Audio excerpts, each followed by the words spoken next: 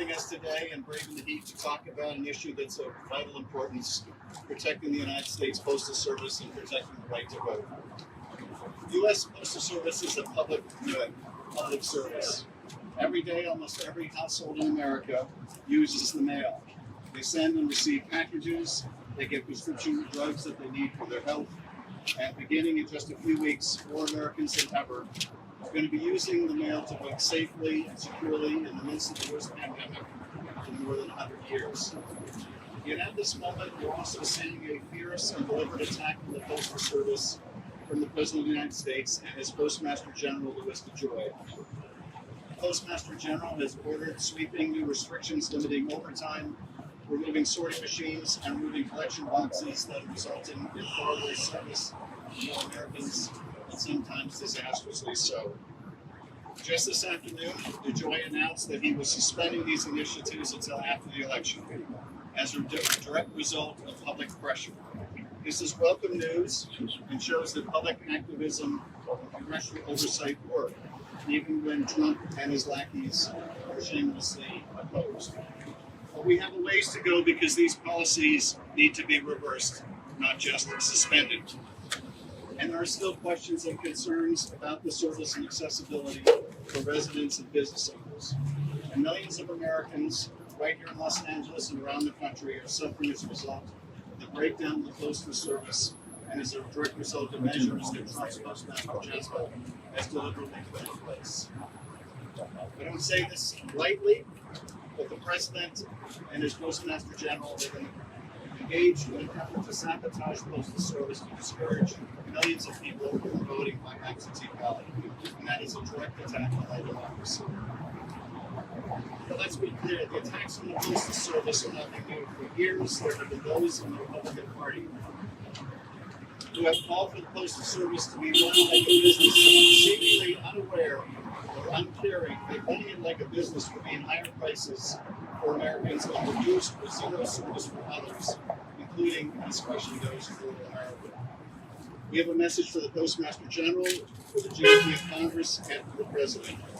Americans need the Postal Service to work. Over the last couple of weeks, I've received more than 4,000 emails and calls about the U.S. Postal Service, and I want to share just a couple of those. One constituent, Tyler in Hollywood, wrote to me saying, "My medications have been stuck in the USPS system for a month now. I'm not asking for your help as claims have been filed with both Kaiser and the Postal Service. However, if it wasn't for my emergency stash of HIV meds and antidepressants, I don't know where I'd be. The slowdown of the Postal Service cannot continue. Please keep working as hard as you can to fix this, to get the benefits we need to survive this pandemic." That from Tyler in Hollywood. One small business owner, Shannon, wrote, "I'm a small business owner who relies 100% on USPS to deliver products to my customers. Utilizing a private carrier isn't cost effective for my lightweight products. The delays started with COVID in April, but in the last few weeks have noticeably and catastrophically slowed down. I personally have 7 incoming packages that were stuck with units for weeks. My business packages going to customers are getting stuck as well, costing me more money out of pocket to replace and refund the items, resulting in..." And still another constituent, a veteran named Andy, left me a message that said, "Last Thursday at the West LA VA, I spoke with veterans who had to drive miles to pick up meds at the pharmacy because they have been waiting for up to 3 weeks getting medications by mail after they order them. It is usually set up to wait up to 10 days, but most times we can get them within 5 days." Well, I could go on and on. We have veterans and seniors who are waiting weeks for medications like insulin that they need to simply stay alive. And for Americans who live in rural areas or are homebound, they literally have no other options.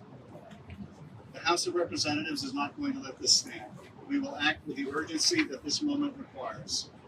Back in May, the House passed $25 billion for the Postal Service to offset reductions in revenues from the coronavirus pandemic and help allow millions to vote by mail. Mitch McConnell has left our bill in the legislative graveyard ever since. On Saturday, we'll be returning to Washington to pass the Deliver for America Act, legislation that will require the services provided by the Postal Service be returned to what they were in January. No more cuts to overtime that reduce the ability to deliver mail. No more removal of sorting machines. No more reduction in collection boxes. No more sabotage by Trump and his Postmaster General. That's what needs to happen in the midst of this pandemic, in the weeks before the election. And we're going to get answers as well. On Monday, the Postmaster General will testify before the Committee on Oversight and Reform. We're going to ensure that we get the truth of the American people, and we're going to demand accountability. And I think it must start with the resignation of the Postmaster General Louis DeJoy, who is heavily conflicted by his ownership of private shipping stocks and registered for the job as a mega donor to Donald Trump. And we're going to put pressure on McConnell and Republican senators to finally act and pass the badly needed funding for the Postal Service. We're willing to compromise within reason and what the U.S. Postal Service needs. But are Republicans willing to even come to the table? Are Americans worried about the attack on the Postal Service and what it means for their right to vote? Your right to be concerned. The president has made explicit his intention to degrade the post office because he thinks it will help him get reelected. It's outrageous, it's sabotage, and it's an attack on our democratic process. But you should know that what you do can help make sure this plan fails, this plan to disenfranchise millions. You can defeat their plans by voting early in person, or if you're voting by mail, make sure you request your ballot early and return it early. There is no reason to wait. I'm pleased to be joined this morning by several retired letter carriers who I know are eager to share the benefit of the years of experience they have spent delivering the mail. They know the ethos of the post office and its employees. 40% of them are veterans, and the service they strive to provide, and they know just how wrong this is. Before we hear from one of them, it's my great pleasure to introduce Assemblymember Laura Friedman, who does a phenomenal job representing our community and has been a staunch champion not only of her constituents, but of the services provided by the Postal Service. Laura Friedman.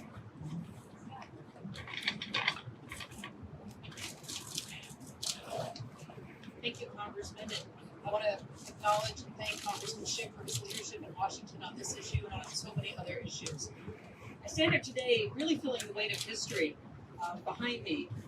Just on the radio this morning as I was driving here, I heard the story of Susan B. Anthony and the women suffragettes and what they went through to earn the right to vote. And the right for suffrage and for voting rights continues to this day, as we've seen an all-out attack on people's ability to vote across this country. We didn't come this far to see our voting rights undermined through blatant attempts to hijack an election. Make no mistake, when you're not trying to make it easier for people to vote, when you're removing postal boxes, when you are locking lobbies at night, when you are not allowing absentee voting, when you're telling people that voting absentee leads to fraud, you are absolutely attacking people's right to vote. We know what that looks like. We women certainly know what it looks like. Minority communities know what that looks like. We will not let it happen again. Now, the USPS is part of our national infrastructure as much as ports are, as much as airports are, as much as any other infrastructure in this country. Right here in Los Angeles this week, schools are opening. People are distracted with trying to educate their children at home. People are certainly distracted dealing with this pandemic. People are struggling to get unemployment checks to figure out how they're going to pay their rent. And yet, my constituents are focused right now on the post office.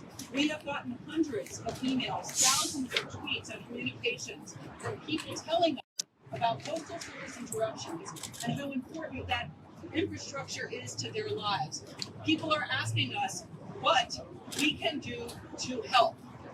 Well, we are here today to tell you that these cuts to the post office are targeting our most vulnerable communities. They are targeting our veterans. They are targeting anybody who needs the post office to receive their medication. They're targeting businesses like my own business who use the post office to deliver their products. They are targeting every single person who is trying to mail to EDD right now deadlines and desperate to get their correspondence to EDD so that their claims aren't canceled. They are targeting anybody who's desperately trying to get a rent check to a landlord, who are afraid that if their rent is 1 or 2 or a week late, they might face eviction. Those people rely on this precious infrastructure, and we've got to make sure that it is fully funded to the extent that we need it to be funded to. I am angry and outraged that people who right now are already experiencing trauma and difficulty worrying about whether their mail's going to arrive. That's unacceptable.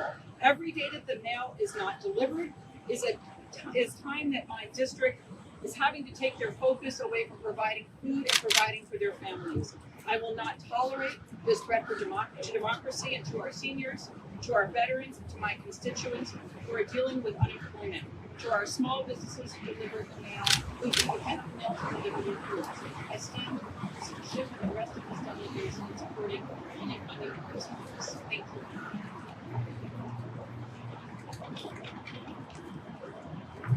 Thank you, Assemblymember Friedman. It's now my privilege to introduce Darcel Cole, a long-time and now retired letter carrier, and I can tell you very proudly, my letter carrier until she retired, and is someone who has done a phenomenal service to our community for decades. She can speak to the challenges facing the Postal Service and give you the ground level facts and what it's like operating in this environment. Darcel Cole. Thank you, Congressman. I worked for the post office here in Burbank for 32 years. And like the Congressman said, I was honored to be his letter carrier for 8 years. You're actually on my old route. It's important for us as carriers, active carriers, and retired letter carriers to have our voice heard.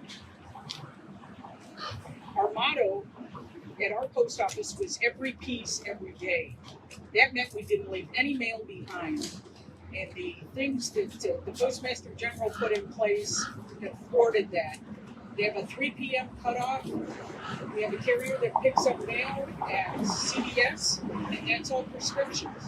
So they're delayed. We can handle the election.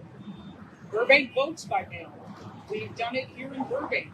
Utah does it. That's a Republican state. There's no problem with the USPS handling the election mail. We deliver your Christmas packages, we deliver your Christmas cards, no different.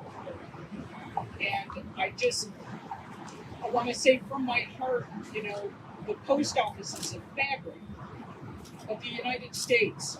We deliver to every address, not just in the cities, but in rural America, like where I grew up in Western New York State. My family farm still doesn't have internet. And my family relies on the post office. I have a brother that takes medication and he's waiting on medication in the mail. And I don't know what to tell him.